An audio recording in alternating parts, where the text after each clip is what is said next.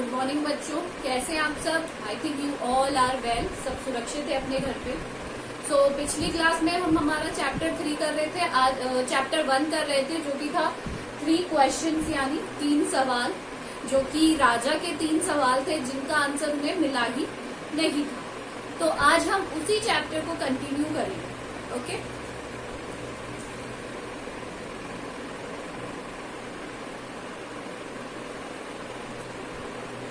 तो जो राजा थे उनके 3 सवालों के जवाब उन्हें नहीं मिल रहे थे कहीं से।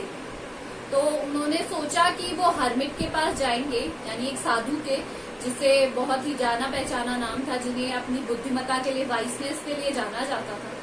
तो उन्होंने डिसाइड किया कि वो उनके पास जाएंगे, उनसे अपनी सवालों का जवाब लेंगे। यही हम आगे आज कंटिन्यू करेंगे। पेज हम थे लास्ट में, जब राजा वहां से जाने लगे तो उन्होंने जो हर्मिट था उससे दोबारा पूछा कि क्या आप मुझे मेरे सवालों का एक बार और जवाब देंगे। तो आज हम पेज नंबर करेंगे 13 से। तो राजा ने कहा, दोबारा उनसे पूछा, तो उन्होंने कहा you have already been answered. तो हमें हार्ड वर्ड लिखेंगे साथ के साथ।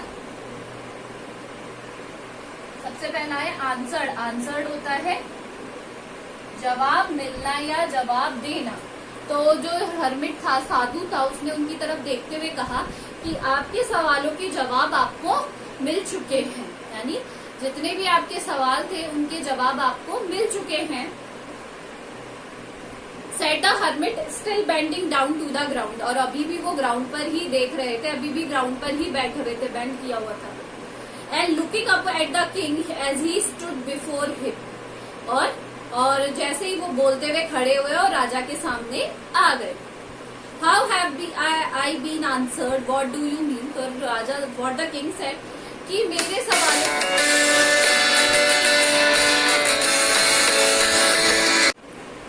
तो उन्होंने कहा, do you see, replied the hermit, if you had not pitied my weakness yesterday. Pitied हम लिखेंगे एक और, पिटीड यानी होता है दया आना।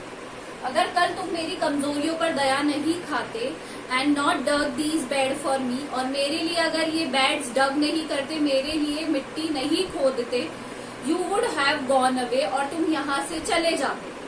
Then the old man would have attacked you and you have been wished you had stayed with me. और वो जब तुम वहां जाते तो वो जो व्यक्ति था, जो तुम्हारा दुश्मन था, वो तुम्हारे ऊपर अटैक कर देता और तुम्हें यही विश करते कि काश तुम मेरे साथ रहते।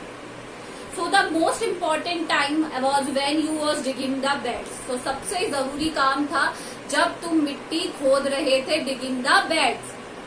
And I was the most important man. और सबसे जो important व्यक्ति है, जो सबसे ज्यादा, वो है मैं। And do me good was your important business. और सबसे जो important जरूरी काम है वो ये है कि तुमने मेरी मदद करी उस टाइम पर। आफ्टरवर्ड्स मतलब उसके बाद। आफ्टरवर्ड्स का मतलब होता है उसके बाद। When the man ran to us, the most important time was when you was caring for him. और जब वो व्यक्ति हमारे पास भागता हुआ आया तो सबसे जरूरी काम था जब वो हमारे पास आया। और जब आप उसकी देखभाल कर रहे थे, केयर कर रहे थे, because if you had not dressed his wound he would have died without having made peace with you. अगर तुम उसकी परम पट्टी नहीं करते तो शायद उसकी क्या हो जाती, मृत्यु हो जाती, बिना कुछ कहे ही, तुम्हें कुछ कहते हुए भी। So he was the most important man. तो वो बहुत ही ज्यादा महत्वपूर्ण व्यक्ति था। And what you did for him was your most important business. जो तुमने उसके लिए किया, उसके मरम पट्टी करी, उसका ध्यान रखवा, उसकी देखभाल करी, वो ही सबसे जरूरी महत्वपूर्ण काम था। रिमेम्बर देन, याद रखो, there is only time that is important and that is now. सबसे जरूरी समय है वो है आज, अभी, प्रेजेंट में। मतलब कहा जाता है ना, काल करे सो आज कर, आज करे सो अब। तो अभी जो कार्य करना है वो अभी ही करना है, उसे टालो मत कि हम कल कर लेंगे, परसों कर लेंगे, उसके बाद कर लेंगे, नहीं। And it is the most important time because it is the only time we have any power to act. यही पावर है क्योंकि ये अभी जो हमारे हाथ में ही सारी चीजें होती है, जो प्रेजेंट टाइम होता है अभी का, आज का, उसी में हमारे पास पावर होती है चीजों को बदलने की, चीजों को सही करने की। अगर कोई समय चला जाता है तो समय लौट कर वापस नहीं आता है। The most necessary person is the person you are at a particular moment. और सबसे जरूरी व्यक्ति उस टाइम पर जो आपके साथ उपस्थित होता है वही होता है।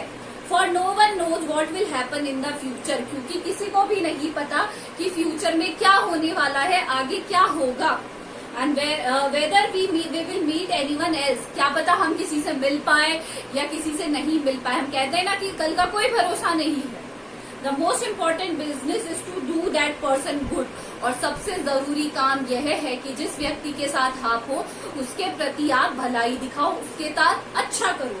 Because we were sent into this world for purpose alone, क्योंकि हम अकेले आए हैं, अकेले जाएंगे, बट किस तरीके से जाना ये हमारे हाथ में है। अगर हम किसी का बुरा करके जाते हैं तो हमें बुराइयां मिलती है, हम किसी का अच्छा करके जाते हैं तो हमें अच्छाइयां ही मिलती है। तो जिस व्यक्ति के साथ भी आप हो उसके साथ सिर्फ अच्छाई करो, उसके साथ बुराई मत करो। तो आज हमने हमारा चैप्टर लेसन 1 कंप्लीट कर लिया है, 3 क्वेश्चन। इसके बाद है ये कुछ क्वेश्चन दिए हुए हैं, ये हम करेंगे। ओके।